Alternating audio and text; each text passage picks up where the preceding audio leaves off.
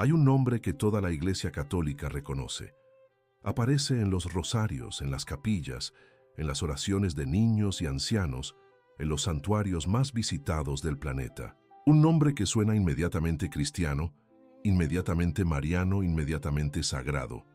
Ese nombre es árabe: Fátima, la ciudad portuguesa donde la Virgen María se manifestó 6 veces en 1917, el título mariano más célebre del siglo XX, el destino de peregrinación que atrae hasta 20 millones de personas al año, tiene un nombre de origen árabe, y no por accidente, no por mera casualidad. El nombre lleva consigo una historia que comienza 8 siglos antes de las apariciones, en una guerra, en una princesa y en una conversión que nadie preveía. Era el siglo XII. Los moros dominaban gran parte de la península ibérica y los ejércitos cristianos marchaban para recuperar ese territorio.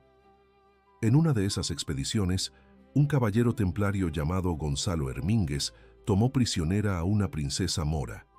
Ella se llamaba Fátima. El nombre que ella llevaba era el mismo nombre de la hija del profeta Mahoma, el fundador del Islam, la figura más venerada de la religión que había gobernado esa región durante siglos. El caballero y la princesa se enamoraron. Ella aceptó abrazar el cristianismo. Fue bautizada con un nuevo nombre cristiano, Oureana, y las tierras donde ambos vivieron guardaron para siempre su nombre árabe, Fátima. La ciudad que 800 años más tarde recibiría las apariciones de la Virgen María ya llevaba, desde aquella conversión medieval, el nombre de la hija de Mahoma. Pero hay algo en esta historia que va más lejos. Mahoma dijo en cierta ocasión sobre su hija Fátima: ella ocupa el lugar más elevado en el paraíso, después de la Virgen María. El fundador del Islam, el hombre que edificó una religión que se convertiría en la segunda más grande del mundo, situó a María por encima de su propia hija, por encima de todos. Y hay más. El Corán, libro sagrado del Islam, hace referencia a la Virgen María en 30 ocasiones.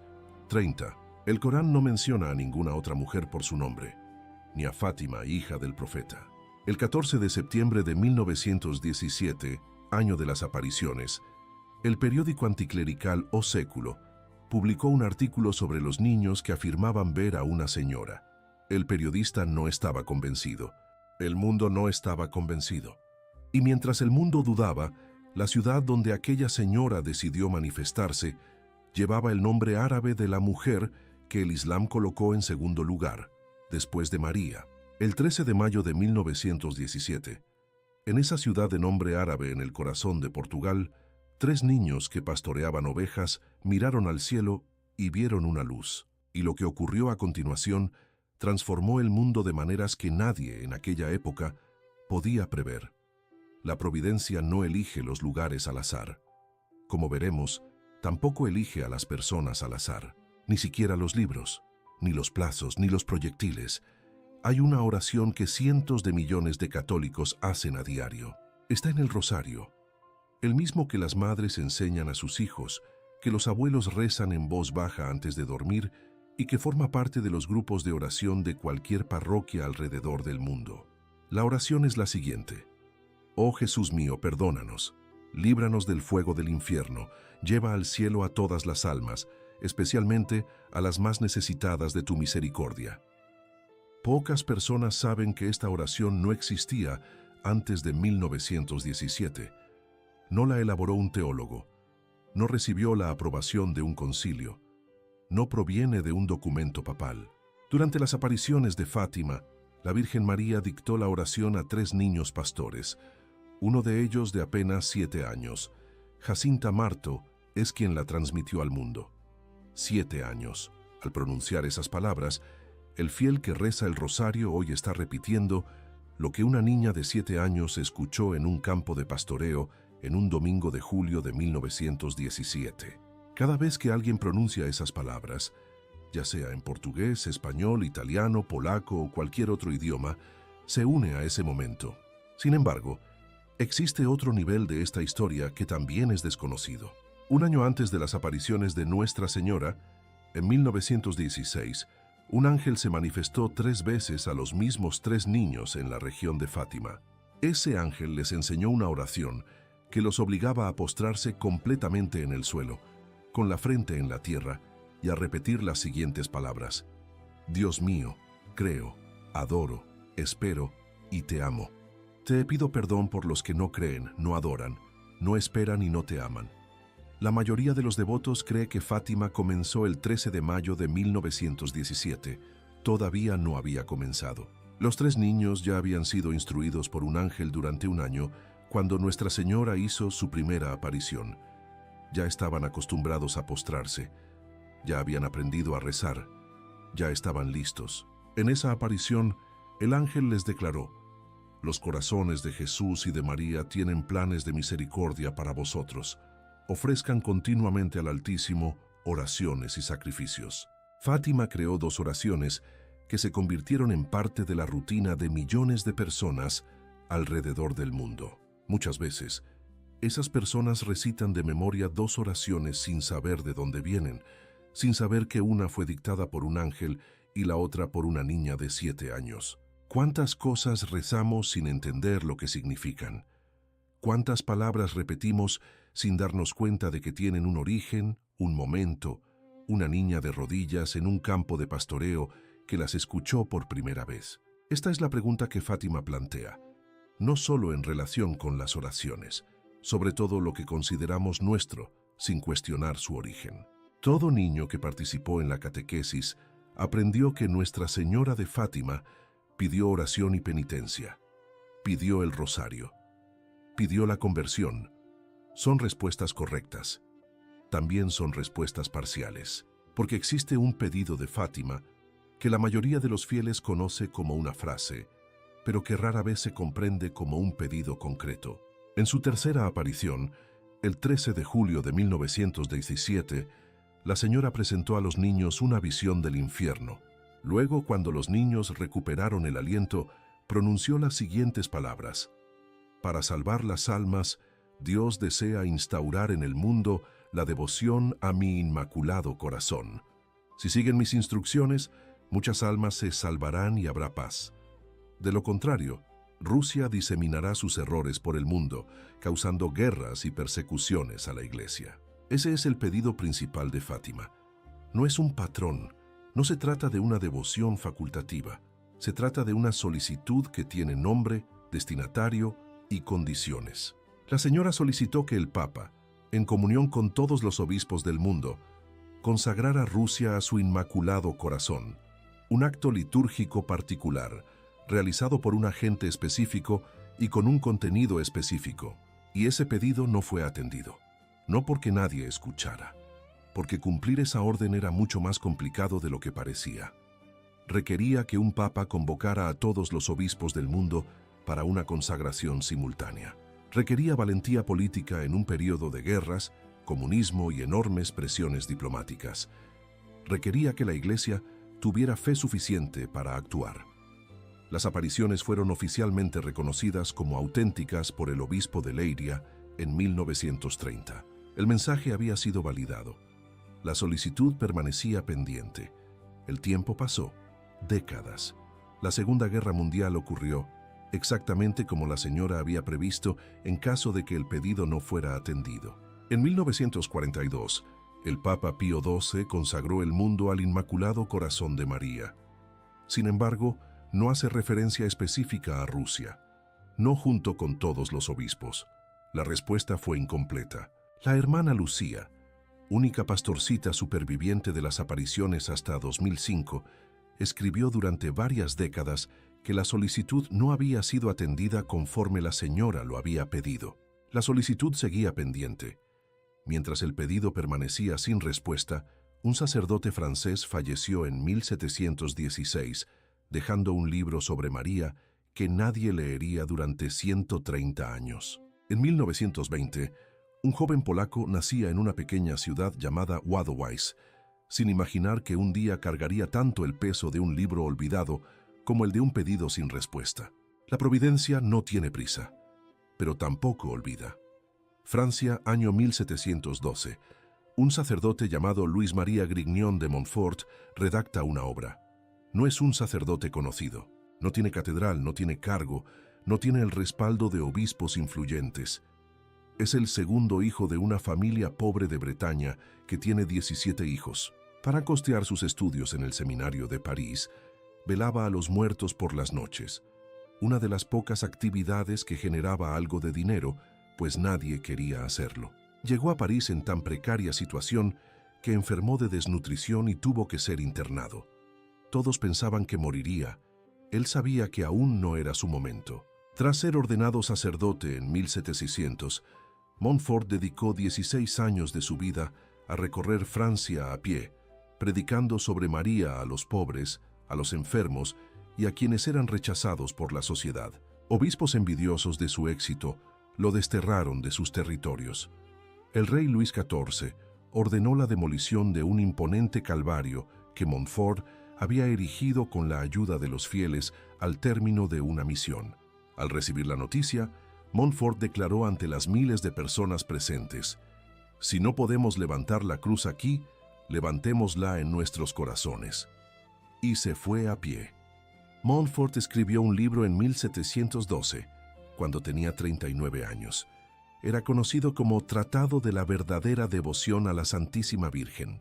Era un libro sobre María, sobre lo que significa confiarle verdaderamente todo, sobre cómo la devoción a María no compite con Cristo, sino que lleva a Él. Y en el propio manuscrito, Montfort hizo una advertencia que parecía improbable. «Preveo claramente que bestias rabiosas han de arremeter con furia para despedazar con sus dientes diabólicos este librito, o al menos se asegurarán de que permanezca oculto en las sombras y el silencio de un cajón, para que no se manifieste». Montfort predijo en el propio libro que éste llegaría a desaparecer. Falleció en 1716, a los 43 años, durante una misión. El manuscrito desapareció. 80 años después de la Revolución Francesa, los manuscritos de las comunidades fundadas por Montfort fueron ocultados en granjas cercanas para evitar saqueos. El tratado fue guardado en una caja y enterrado en un campo cercano a una capilla dedicada a San Miguel Arcángel. Allí permaneció. Tras la Revolución, nadie sabía su paradero. La memoria del escrito se fue borrando con la muerte de los primeros herederos de Montfort. 130 años después de su muerte, el 22 de abril de 1842, un sacerdote bibliotecario de la comunidad montfortina llamado Pedro Rauterau estaba preparando una prédica. Abrió un baúl cubierto de polvo. Entre libros antiguos y deteriorados, reconoció la caligrafía del fundador. Corrió hacia el superior general. El superior leyó los primeros párrafos. Llamó a todos de inmediato. Solo dijo: «Encontramos un tesoro». El libro que se esperaba que desapareciera había sobrevivido y estaba a punto de transformar la vida de alguien que aún no había venido al mundo. Polonia, octubre de 1942. Karol Wojtyła, un joven de 22 años, lleva 2 años trabajando en la fábrica de productos químicos Solvay en Cracovia. Los nazis han tomado Polonia. Las universidades fueron cerradas. Los sacerdotes son perseguidos. Es ilegal ser seminarista. En octubre de ese año, Karol se presenta en la puerta del Palacio del Cardenal de Cracovia, solicitando permiso para ingresar al seminario clandestino que opera en secreto dentro del edificio. Es admitido. En los años siguientes estudia teología en secreto, sale durante el día a trabajar en la fábrica y regresa al palacio por las noches. Vive escondido con otros seminaristas bajo la protección del cardenal Sapieha. Es durante esa época, en los años de sótano, fábrica y ocupación, cuando Karol Wojtyła descubre el Tratado de la verdadera devoción a la Santísima Virgen, escrito por San Luis María Grignion de Montfort. El libro había resurgido 100 años antes, en 1842. Había sido publicado, había circulado por Europa y había llegado a Polonia. Y allí estaba, en manos de un joven que trabajaba durante el día en una fábrica y estudiaba por las noches en un palacio convertido en seminario clandestino. Wojtyła leyó, y luego volvió a leer, y luego volvió a leer. Años después, como papa, comentó el impacto que el libro tuvo en su vida. Yo mismo, durante mi juventud, obtuve grandes beneficios de la lectura de este libro, en el que encontré la respuesta a mis perplejidades. Temía que la devoción a María, al expandirse demasiado, pudiera comprometer la primacía del culto a Cristo. Comprendí que ese riesgo no existe cuando se vive el misterio de María en Cristo, bajo la sabia orientación de San Luis María. Esta es la pregunta que muchos fieles llevan consigo sin poder expresarla. ¿Acaso rezar mucho a María es desviarse de Jesús? ¿No es demasiado? Montfort respondía a esa pregunta con precisión y transparencia, y Wojtyla encontró en esa respuesta no solo una solución intelectual, sino también un camino a seguir en la vida. Wojtyla tomó dos palabras en latín del Tratado de Montfort que se convertirían en su divisa de toda la vida: totus tuus, todo tuyo, una expresión de devoción plena a María, no como destino final, sino como camino para llegar a Cristo. En 1958, al ser nombrado obispo auxiliar de Cracovia, grabó esas dos palabras en su escudo episcopal. Al ser elegido papa en 1978, el primer polaco de la historia y el primero no italiano en 455 años, conservó las mismas dos palabras en su escudo papal: totus tuus, todo tuyo. Un seminarista en un sótano de guerra, leyendo un libro que supuestamente debería haber desaparecido, haciendo suyas las palabras de un sacerdote francés muerto 226 años antes. Desconocía que estaba siendo preparado para atender una solicitud hecha en un campo de pastoreo en Portugal, 25 años atrás. Volvamos a Fátima, a lo que la señora prometió en su primera aparición, que ocurriría en octubre. De mayo a septiembre de 1917, cada manifestación del día 13 atraía un número creciente de personas a la Cova da Iria. La noticia se estaba difundiendo. Los niños afirmaban que la señora haría un milagro en octubre para que todos pudieran creer. Un milagro público y visible, de modo que nadie presente pudiera alegar después que no había visto nada. Aproximadamente 70.000 personas se congregaron en la Cova da Iria el 13 de octubre de 1917. Había creyentes y había escépticos. Había creyentes y había periodistas de publicaciones anticlericales que vinieron a ridiculizar y desacreditar. Avelino de Almeida era el nombre de uno de esos periodistas. Colaboraba con O Século, el principal periódico portugués de la época, conocido por su postura anticlerical. Avelino de Almeida había escrito un artículo sarcástico sobre los niños y sus visiones días antes. Fue a Fátima convencido de que no encontraría nada.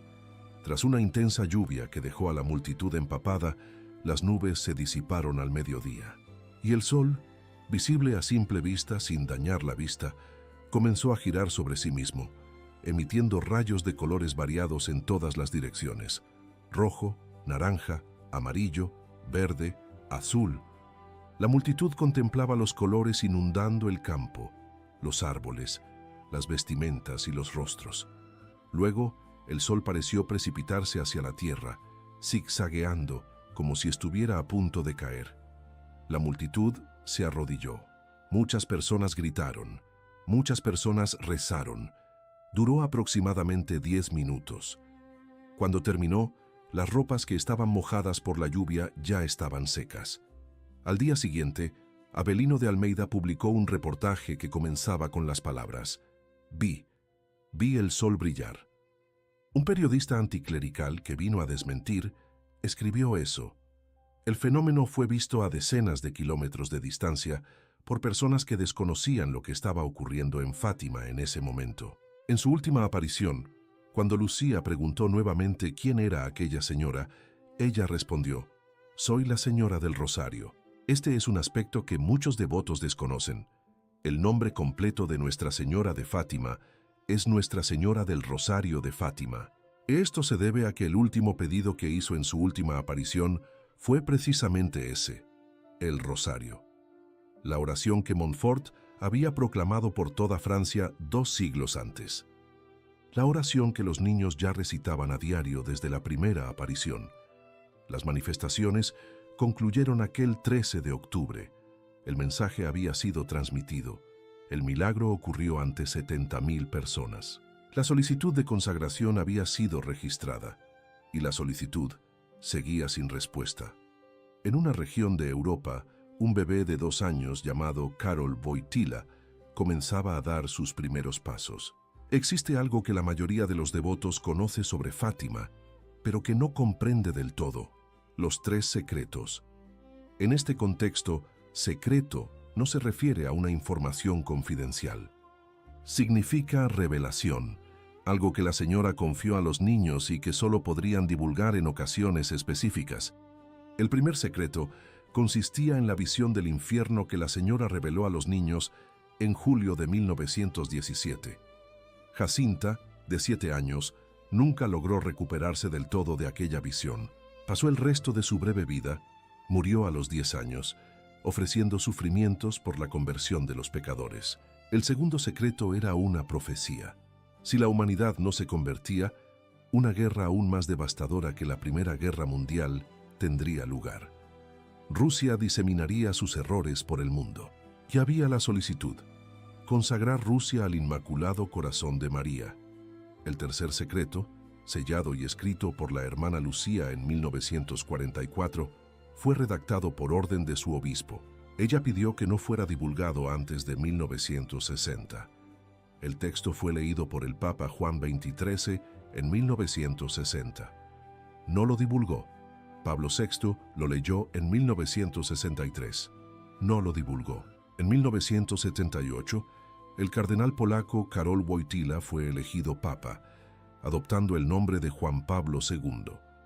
Fue el primer papa polaco de la historia y el primero no italiano en 455 años. Leyó rápidamente el tercer secreto.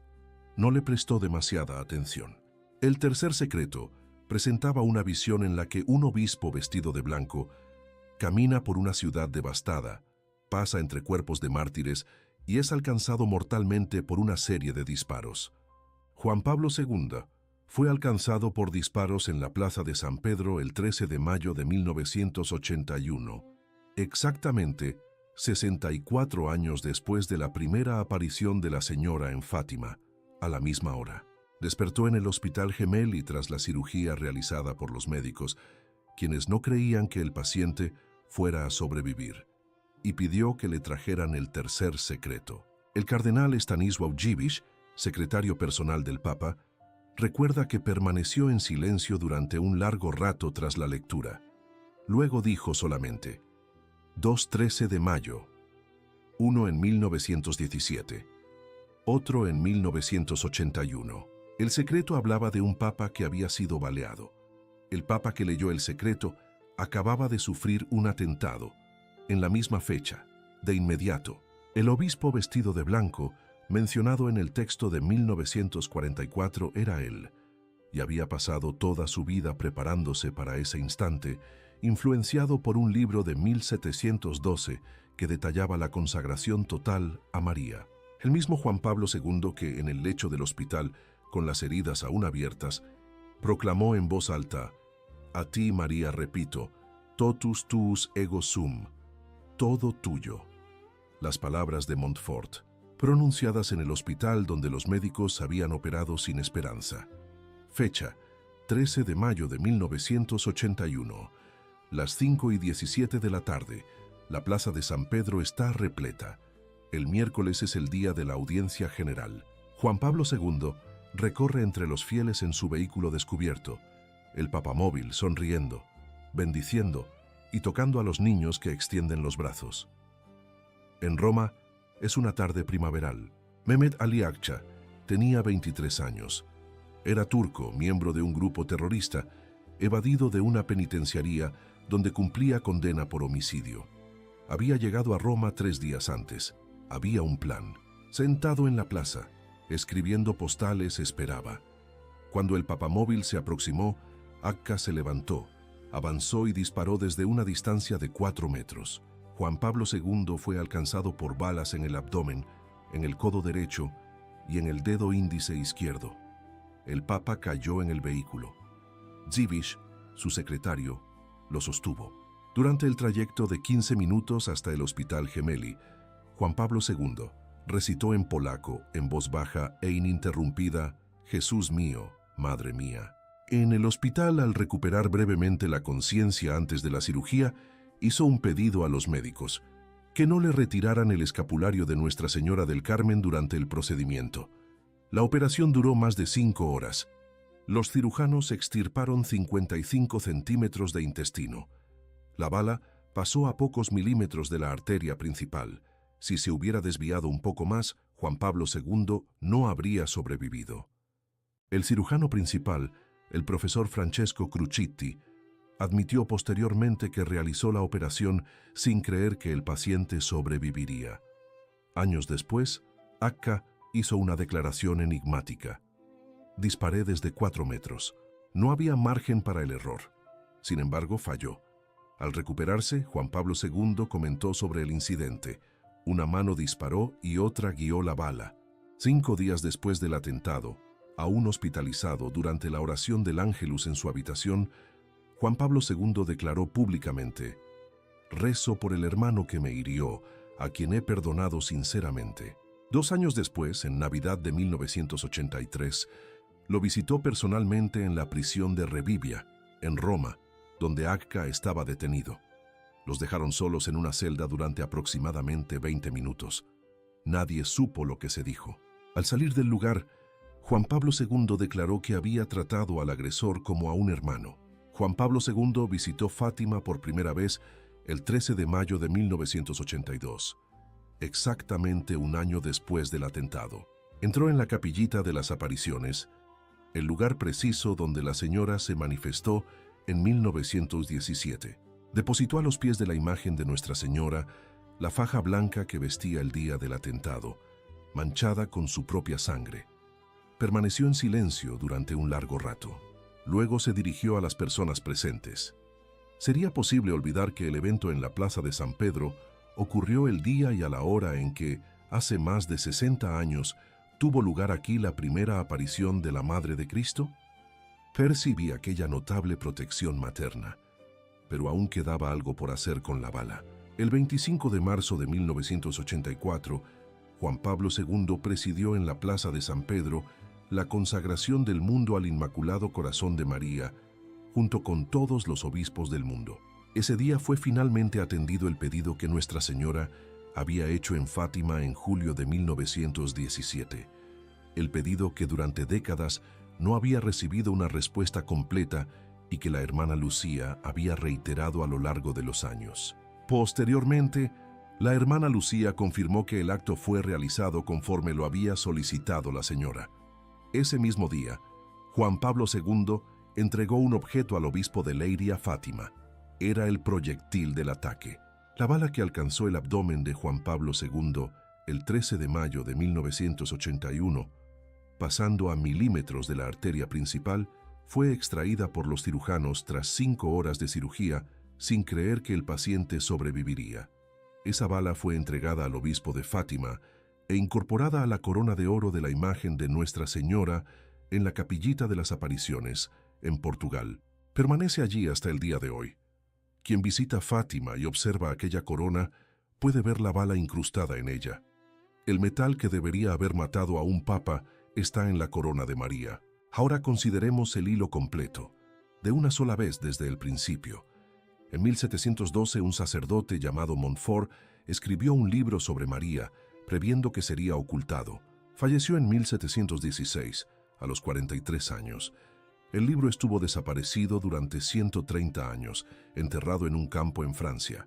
Reapareció en 1842. En 1942, en el sótano de un seminario clandestino en Cracovia, un joven polaco llamado Karol Wojtyła leyó ese libro e hizo de las palabras «totus tuus», todo tuyo, su lema de vida. Ese joven fue elegido papa en 1978. Fue baleado en la Plaza de San Pedro el 13 de mayo de 1981, fecha y hora de la primera aparición de Nuestra Señora de Fátima en 1917. Sobrevivió. En el hospital leyó el tercer secreto. Un año después fue a Fátima a expresar su gratitud. En 1984, el obispo de Fátima recibió la bala. La bala se encuentra actualmente en la corona de la imagen de María, en el mismo lugar donde en 1917 3 niños escucharon un pedido que quedó sin respuesta durante décadas. La bala está allí cada 13 de mayo. Nuestra Señora de Fátima intercede por quienes la invocan con fe. Si esta historia te emocionó, Escribe en los comentarios el nombre de alguien por quien quisieras pedir su intercesión hoy. Puede ser solo un nombre. Unámonos en oración pidiendo la intercesión de Nuestra Señora de Fátima. Ella eligió una ciudad de nombre árabe. Eligió a 3 niños que todavía no sabían leer. Eligió un campo de pastoreo en medio de una guerra mundial. Eligió un momento en que Portugal había prohibido la enseñanza religiosa en las escuelas, cuando Europa estaba en conflicto y nadie esperaba nada de una pequeña aldea de 2.500 habitantes. Ella siempre elige así, no el lugar más relevante, no las personas más capacitadas, no el momento más oportuno. Elige dónde y cuándo, solo ella sabe el motivo. Y lo que pidió en aquel campo en 1917 fue sencillo, aunque exigente: oración, penitencia y la consagración del mundo a su inmaculado corazón. No porque ella necesite poder, sino porque es madre, y una madre ve lo que sus hijos aún no pueden percibir. A través de Rusia, veía la guerra que se acercaba, a través de un papa que aún no existía, pero que un día leería en un hospital el secreto que ella había confiado a una niña de 10 años, a través de una bala que no heriría a nadie y que un día adornaría su corona. En 1917, vio todo eso en un campo de pastoreo, ante 3 niños en oración. Esta es la imagen de Nuestra Señora de Fátima. No es una imagen en un estante, no es un título devocional que forma parte de una colección. Una madre que llegó al mundo con un mensaje importante y que sigue intercediendo por todos los que la invocan. En una de sus cartas, la hermana Lucía, que dedicó 97 años a guardar y transmitir ese mensaje, afirmó: Nuestra Señora no prometió eliminar los sufrimientos de la vida, prometió estar cerca y llevar hasta el final. En el lecho donde los médicos no creían que sobreviviría, Juan Pablo II declaró: A ti, María, repito, totus tuus ego sum, todo tuyo. Fátima pide esa devoción, no la devoción pasajera, la vela encendida cuando todo va bien, la devoción del enfermo hospitalizado, la devoción del sótano de guerra, la devoción en el campo de pastoreo bajo la lluvia, con 70.000 personas de rodillas, ante algo que sus ojos veían pero que sus palabras aún no podían expresar. La Iglesia recuerda la primera aparición cada 13 de mayo. Y en aquella corona en Portugal, la bala está allí, evidencia concreta y verificable de que ella estuvo presente en un momento en que nadie debería haber sobrevivido. Ella está aquí ahora, en medio de esta vida, de esta semana, de este momento. Nuestra Señora de Fátima, Señora del Rosario, Madre del Inmaculado Corazón, aquella que se manifestó en una ciudad de nombre árabe para transmitir al mundo que había esperanza, intercede por nosotros.